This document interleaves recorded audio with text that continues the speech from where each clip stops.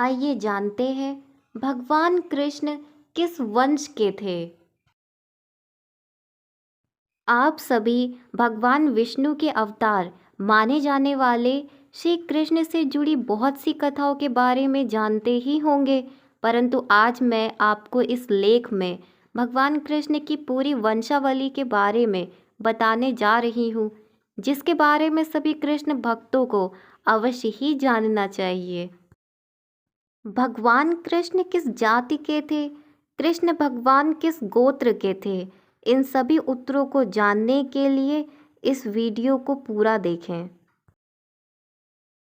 भगवान कृष्ण किस वंश के थे, ये जानने के लिए आपको पहले श्री कृष्ण के पूर्वज के बारे में जानना होगा।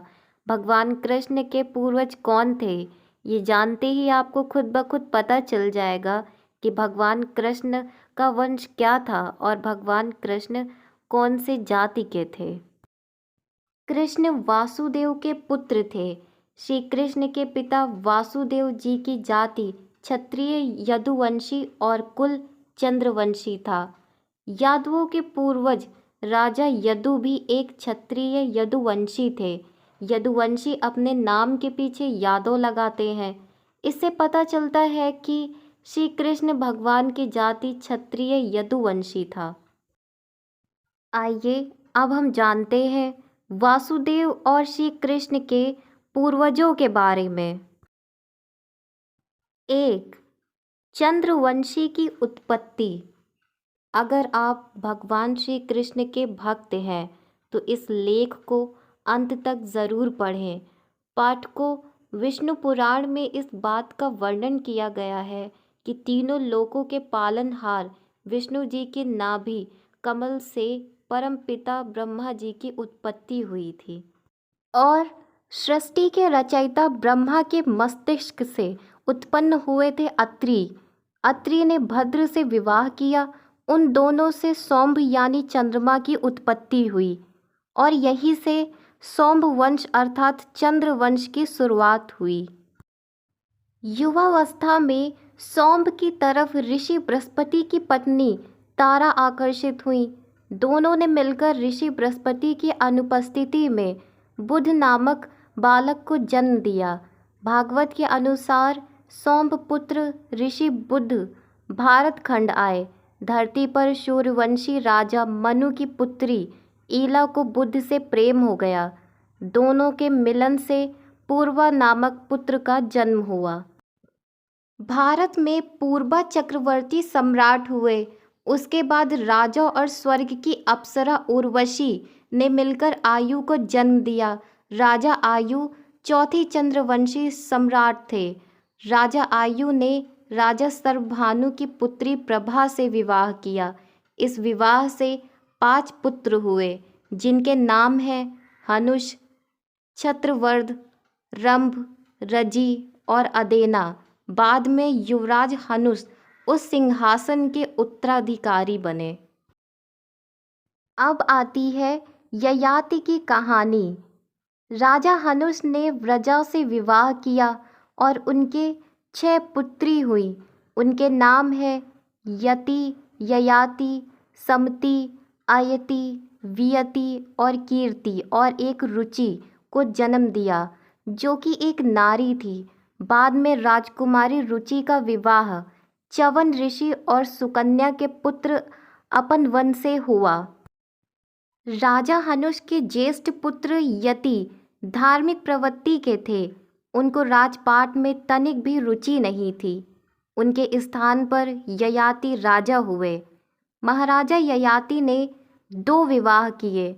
पहली पत्नी असुरों के गुरु शुक्राचार्य की पुत्री देवयानी थी और ययाति की दूसरी पत्नी का नाम शर्मिष्ठा था, जो भ्रष्ट प्रवाह की कन्या थी।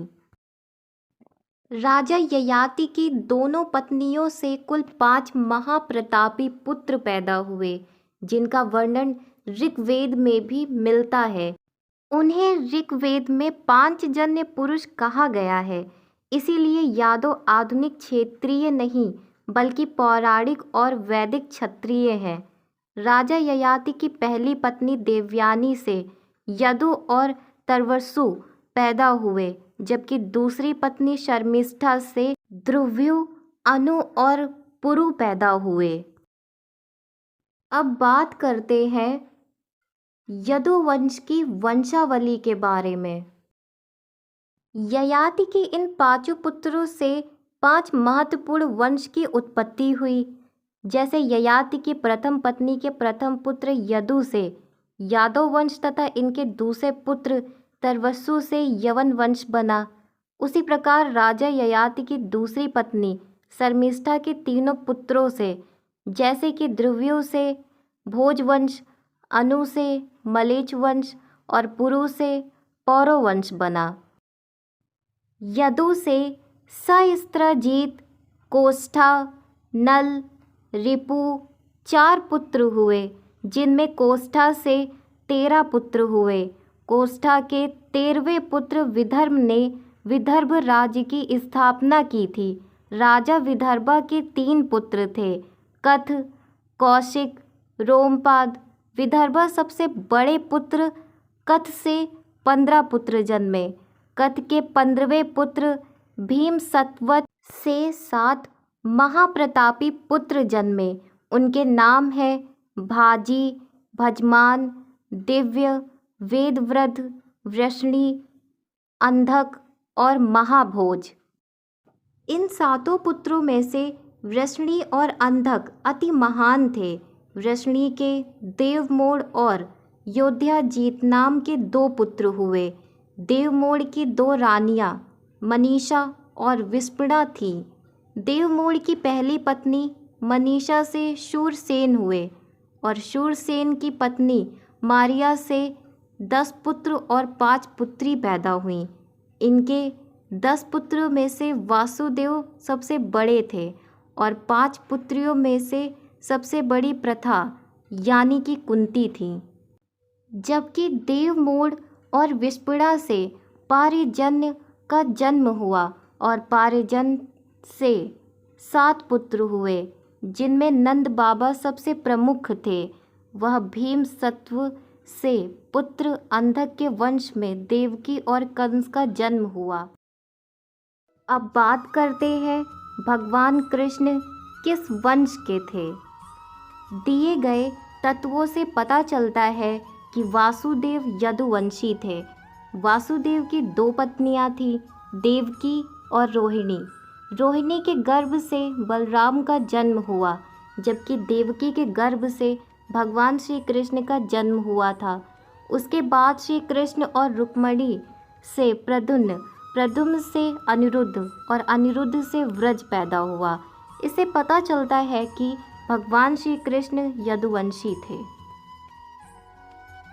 तो दोस्तों, मुझे उम्मीद है आपको श्री कृष्ण से जुड़ी यह जानकारी ज़रूर पसंद आई होगी।